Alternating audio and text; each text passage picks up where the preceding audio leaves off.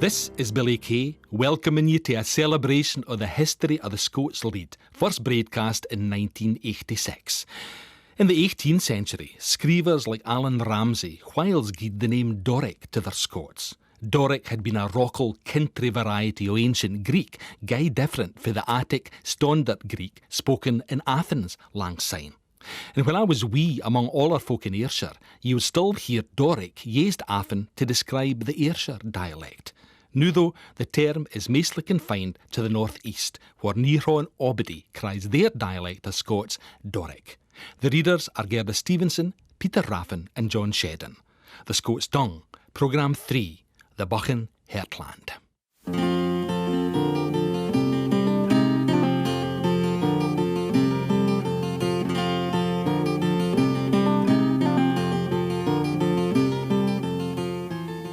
The trouble with folk nowadays is, if they speak their mother tongue, they think that it's cheap or hardly in keeping with the times at that, you see.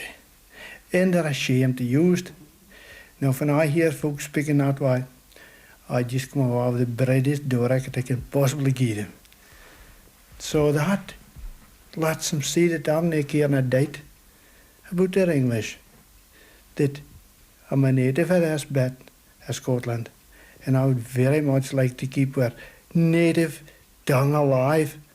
And there's nothing bothers me more when I'm in company to hear my young folk coming away with great lumgummachies. English more or less just signify nothing when they could say it in a sentence in the language it belongs to them. Duncan Muirden, a farmer from Clat in Aberdeenshire, the Buchan Heartland, where many believe the best spoken Scots exist today. The distinctive sounds of the Aberdeenshire Scots, or Doric as they cry it in the northeast, have existed for centuries. Gweed and squeal are quite different from ma Ayrshire, gid and skill. Ma whitwai is their fitwai, my chuch is their chuch, rocht is vrocht, and knees can be knees among older speakers there. But why are dialects so different and the Buchan one so unique? Derek McClure of Aberdeen University. Communications until quite recently in Scotland were very bad, and so the different communities grew up in more or less isolation from each other, and so the local dialects tended to go their own ways. And in some parts of Scotland this has lasted till the present day. In several parts, Aberdeenshire, the Borders, Galloway, Ayrshire, they all still have very strong regional dialects which are quite different from each other.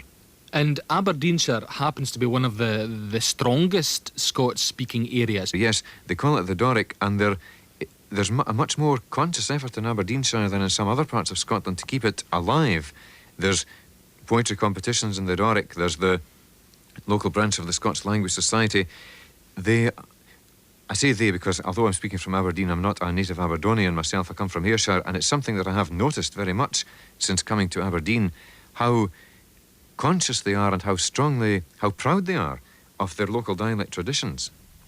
In the 15th and 16th centuries, writers from Aberdeenshire used a standard form of written Scots, based on the Lothian speech of the capital and the royal court. But as the status of Scots as the national language declined, writers in the northeast began to write in their own dialect, in a way reflecting the attitude of its speakers, who see it belonging to the region rather than part of the language of the nation. Since the 19th century, in fact, Aberdeenshire has been the centre of some of the most vibrant dialect literature in Scotland. Flora Gary's poem Bennygook is a fine example. It was just a skelp o' the muckle firth, a skleiter o' roch gran, van grandfather's fodder broke it in for the header and the fun. Grandfather sklatted barn and byre, brocht water to the close, put fell dikes ben the bar brave face, and a kert road till the moss. But we're fodder, sotter to the yard, and skip it a mo bees, and keep it fancy jukes and doos, it werena muckle ease. He bocht all wizened horse and kye, and scrimpet muck and seed, saying, clocherin wi a craichly host, he dwint awa indeed. I look far ower by Eithan's side, the Fyvies lech light lands, the Achterles and Benachie, and the mist blue Grampians. Sair to the hull o Bennygoak, and scunner to the ferm. Can I bid dared? Can I bid dare tide flit the coming term? The farming way of life of the great ferm toons with their scores of ploughmen is a thing of the past. Duncan Muirden lived through that era. Even then there were pressures against the dialect, though most resisted them. They're far more expressive in their own language. They're here to think and translate all the time, when they're putting it into English. But did you not say it was the same thing for you when you was a loon? Exactly the same. But I began to rebel, you see. We still to the school to speak English. We got right English, fair enough. I was maybe right and proper. When we get the young farmers, we learn speech making here. We still to deliver that in English. And I says to myself, I'm not biting in England. We belong to Scotland. Damn it. Hoe can I not speak my mother tongue? What was you get we? I think it's just as good as English, if not better. And a lot of words a day and I got. So I just carried on. And at elke opportunity, spoke the mother tongue as best as I could. Surely in this here to Scotland, the Doric, the Buchan dialect's recht strong. Surely there's no need to preserve it here. There's enough I need to preserve, laddie. In the last 10 years, we've just had an invasion of Sassanies. Now, it's more an oil that's brought in. Even in deepest Buchan, the oil industry has resulted in school playgrounds resounding with accents of Texas or the home counties alongside the native Scots.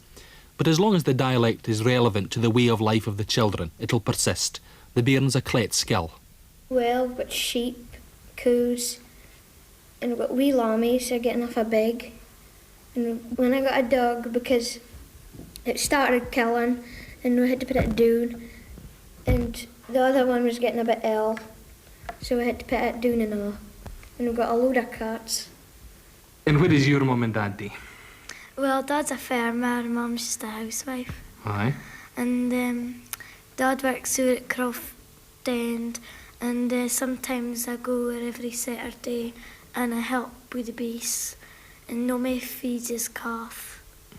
And I've helped Dad put out sticks and the beasts a while ago. A lot of the lambs are getting off a big now, and I'll be going to watch Mart in a while. Aye. Do you grow vegetables in the farm? Well, grow tatties, neeps, corn, and then no corn, barley. Is that a big farm? Well, not really. Maybe it can get bigger range, you can get little range, but it's just about middle size. No matter how rich the dialect or the literature in Scots is, the assumption that English is the language of authority is so strong that an alternative policy which might encourage and expand the children's use of Scots as well as their English is almost unimaginable. Scots is left to its own devices. Headmistress Sheila Sharp, like most folk in the area, speaks the dialect as well as English. I would speak dialect only when we're doing things like Scots poems and any lessons on maybe Scottish history or things like that. But by and large, we speak English all the time. Would you say that the majority of people, even though, say the older generation, even though they speak what they call the Doric here, do most of them accept that in school it should be only an English policy? I think so. It always has been the accepted thing for as long back as I can remember, and it's just the accepted way that you speak in school. When you go to school, you speak properly, I think would be the way that they would think about it. Inevitably, even the broad Buchan could be reduced to yet another regional accent if the English-only policy is pursued in school. In the city of Aberdeen, things are of course very different from the country. The rural dialect has some prestige among those who speak it, but the local working class Aberdeen speech, like city varieties elsewhere, is condemned by lovers of so-called pure Scots or so-called pure English.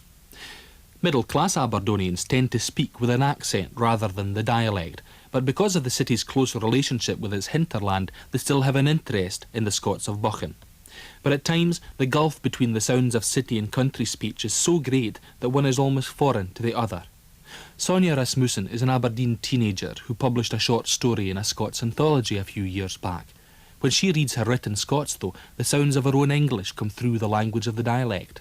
There was ance a wee cock wha was off a prue to his craw. Ilka morning he stood on top of the hen house and cried sae loud that you heard him for miles around. A morning the farmer came out of the farmhouse and walked over to the hen house. His face was red and he did not look happy. "You crowing brute," he shouted. "You've wakened me up and it's still the middle of the night. Now dun you cry so loud the morning or I'll make a fine pot of broth out of you." Sonia's mother is a teacher in one of the city's schools and has first-hand experience of the linguistic balance there. It is eroded in the city. There's no question of that. It's different because people in the city are different. You know, you're hard-pressed in Aberdeen to live next door to an Aberdonian. It's just like that nowadays. But at the same time, children in playgrounds will speak in the Aberdeen accent, and they'll use the words. A lot of them have gone, but they still use some of them, and their grannies will speak it, so that at home they'll use it. But unfortunately, when they come to school, I think parents have a lot to do with it too. Mm-hmm. You know, they want for their children, they want the best for their children, and they feel that the best for their child is received pronunciation or whatever it happens to be. But why did Standard English come to dominate Scottish life so thoroughly when before the Reformation the Scottish court, its nobility and its people all spoke Scots, while the nation's records, laws and literature were written in Scots?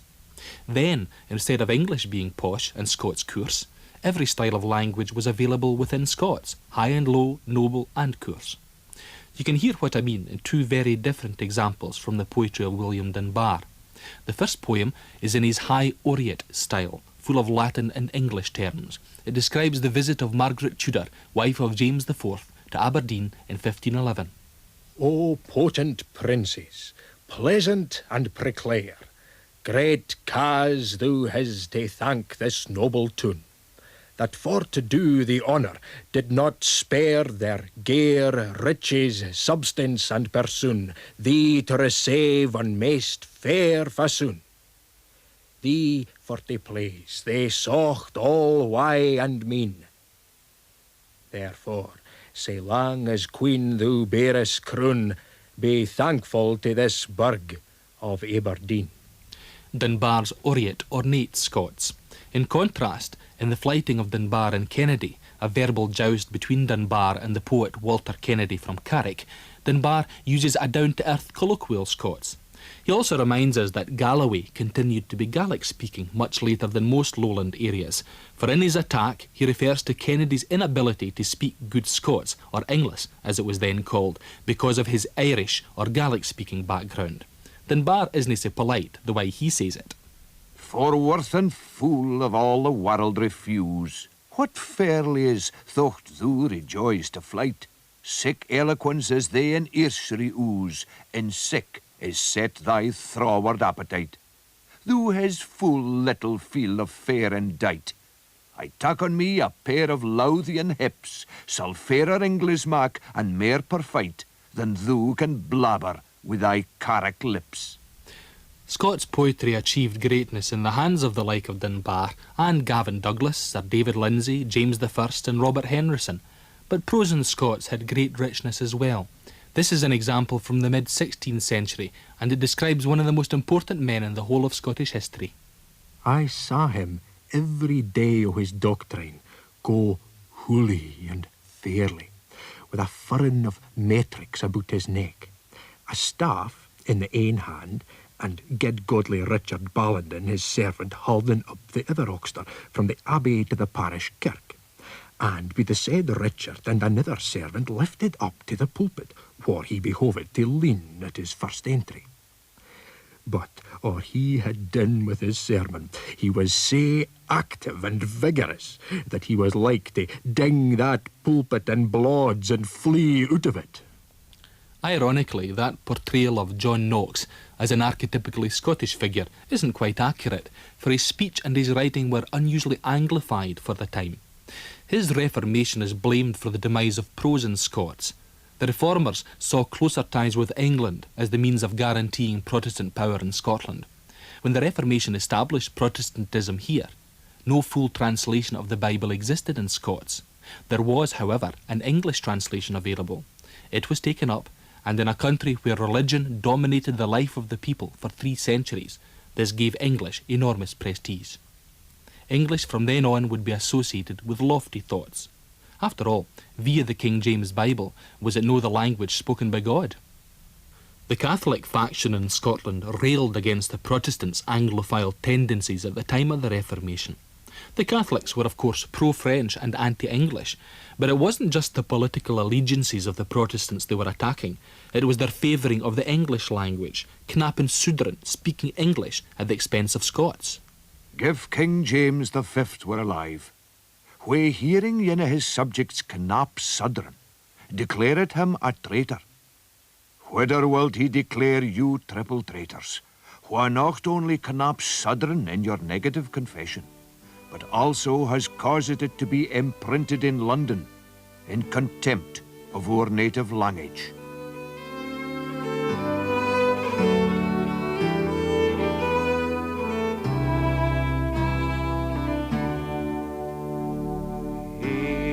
Now the day does now Christ on us cause, now wealth, honour was appear his name. Now the warmth of gatherings, Wilk is king of all kings. Now priest is flock sings, the next is their gain.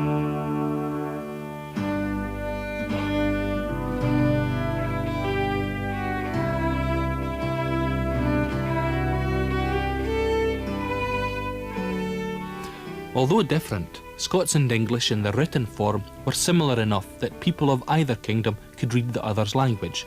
Scottish printers realised that if they anglicised their texts, they would appeal to a larger market in England, and so you have the economic factor coming into play for the first time in an anti-Scots way. The lack of a ready translation of the Bible in Scots was a major blow.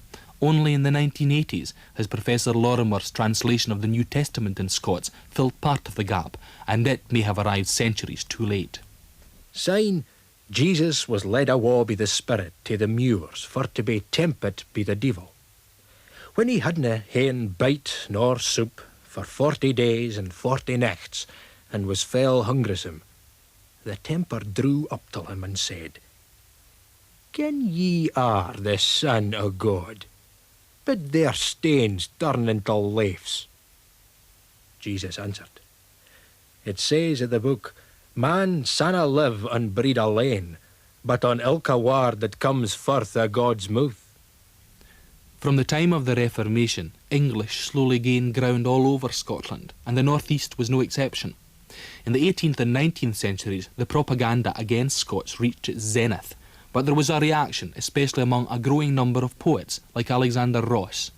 "Spik my ain lead. This good old Scots, I mean.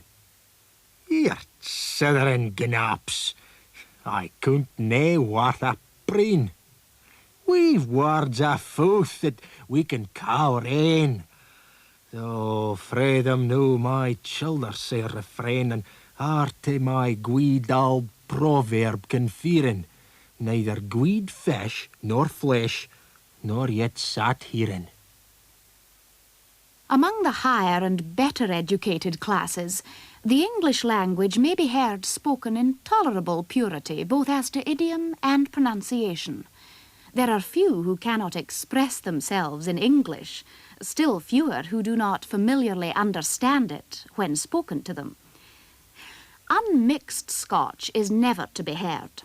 The most common dialect is a mixture of Scotch and English, the Scotch used being of the somewhat vicious kind, known, I believe, by the name of Aberdeenshire.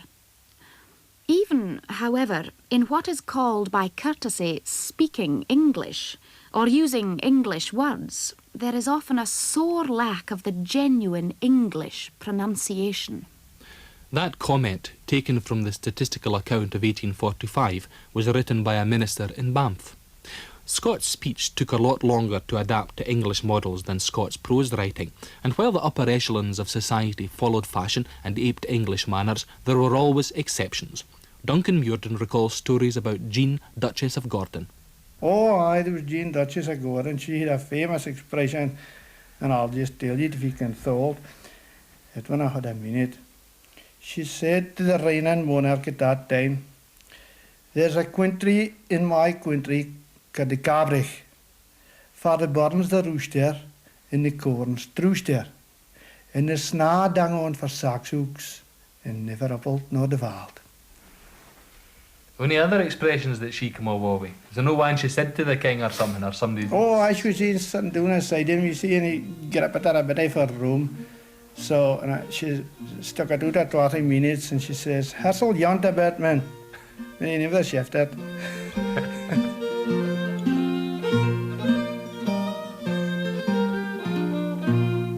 There's called Kale and Aberdeen and Castex and Strabogie. Can I have but a bonny lass, you're welcome to your cogie. You may sit up all the night and drink till it be bread daylight. Give me a lass, bit clean and tight to dance the real old bogey.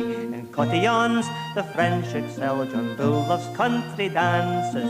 Spaniards dance fandangos, we'll mine here on Almond Francis. For some reels the Scots delight, at threesomes they dance wondrous light, but twosomes ding all out of sight, dance to the real old bogey. Come lads in view, your partners we'll each a blithesome bogey. I'll take this lassie to myself, she looks so keen and bogey. Pipe a lad, bang up the spring, the country fashion is the thing, to breathe and moose ere we begin to dance the real old bogey.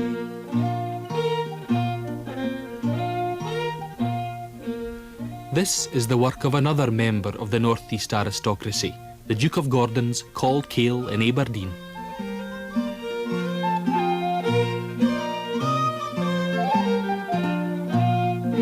Ilka lad has got a lassie, you all doited fogey, and ta'en a fling upon the grass as they do in Strabogie. But all the lasses look sae fine, we cannae think ourselves to hain, for they maun hether come again to dance the real old bogey. Now all the lads have done their best, like true men o' Strabogie. We'll stop a while and take a rest and tipple out the cogie.